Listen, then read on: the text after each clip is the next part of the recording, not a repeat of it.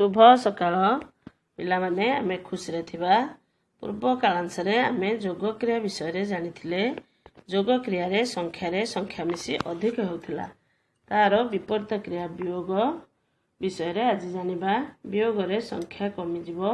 मन कर तुम पाखरे 3टी पेंसिल थिला, तुमे तुम सांग को 2टी देई दला आउ तुम पाखरे 1टी रहिबो।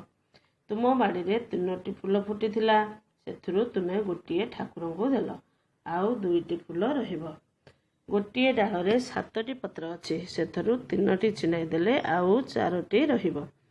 गोटिए प्लेट रे 5टी सेव अछि, सेथुरु 3टी खाई देले आउ 2टी रहिबो। फूल गछरे 3टी प्रजापति बसिथिले, 2टी उड़ी गले आउ गोटिए रहिबो। मा थाकरे 4टी काच ग्लास रखिथिले, सेथुरु 2टी पड़ी भांगी गला आउ 2टी रहिबो।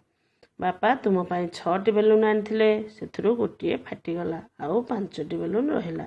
तेबे आमे जानिले मूल ठारू कम हेउथवा संख्या को वियोग बा फेड़ान बोली कहा जाए।